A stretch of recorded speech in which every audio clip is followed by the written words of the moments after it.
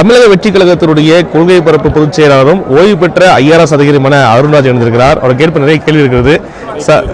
Sir வணக்கம் sir. Sir, Vijay சில விஷயங்களை ஓப்பனாக பேச மாட்டேங்கிறாரு அப்படி மாதிரி குற்றச்சாட்டு இருக்கு. குறிப்பாக இந்த ஊரக வளர்ச்சி ஒரு 100வது திட்டத்தில் காந்தியினோட பெயரை நீக்கியிருக்காங்க. இது பெருசாக குரல் கொடுத்த மாதிரி இல்லையே.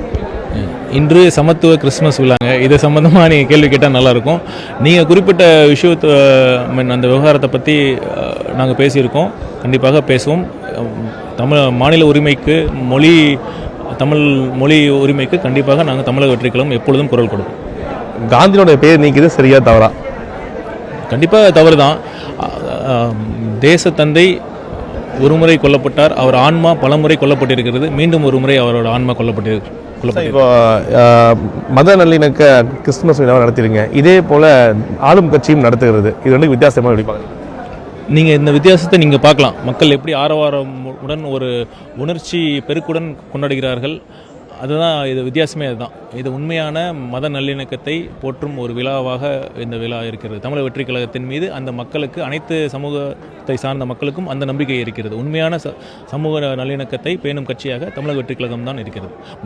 மற்ற கட்சிகள், நீங்கள் குறிப்பிட்ட கட்சிகள் தான் சிறுபான்மையினரை ஒரு வாக்கு வங்கிக்காக மட்டுமே பயன்படுத்தி கொண்டிருக்கிறார்கள். அதுதான் உண்மை. இல்லை, கடந்த 4 ஆண்டு காலமாக சிறுபான்மையினர் கோரிக்கையை எல்லாரும் செயல்படுத்தி நினைக்கிறீங்களா, இதை நிறைவேற்றி நினைக்கிறீங்களா? செயல்படுத்திருக்காங்களா? கண்டிப்பாக பண்ணல.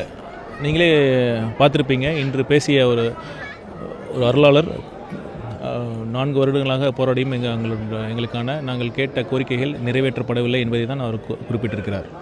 இப்போ அந்த திருப்பரங்குன்ற விவகாரத்தில் பெரிதாக குரல் கொடுக்கல டிவிக்கு. ஏன் பயந்து இது பண்ணுறாங்க? பெரும்பான்மை ஓட்டுக்காக பயப்படுறாங்களா? ஒரு கேள்வி சொல்கிறாங்க. திருப்பரங்குன்றம் விவகாரத்தை பொறுத்தவரையில் தமிழக வெற்றி கழகத்தின் சார்பாக நான் மற்றும் நிர்மல்குமார் இணைப்பு பொதுச் செயலர் நிர்மல்குமார் அவர்கள் பேசியிருக்கிறார். அதுதான் கட்சியினுடைய நிலைப்பாடு. நீதிமன்ற நிறைவேற்றிய இந்த சட்ட, அந்த நீதிமன்றம் கொடுத்த தீர்ப்பை தமிழக அரசு பின்பற்றணும்னு நினைக்கிறீங்களா, பின்பற்றக்கூடாது நினைக்கிறீங்களா?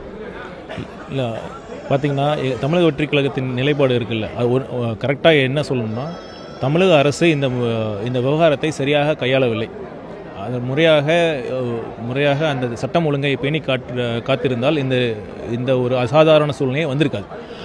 இந்த நீதிமன்ற தீர்ப்பை நீங்கள் சுட்டிக்காட்டி சொல்கிறீங்கள, இதற்கான தருணமே வராமல் தடுத்திருக்க முடியும்.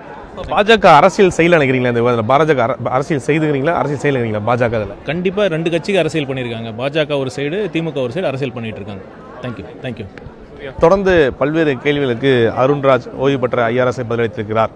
மாலை முறு செய்திகளுக்காக ஒளிப்பதிவாளர் நாகார்ஜுனாவுடன் செய்தியாளர் நௌஷாத்.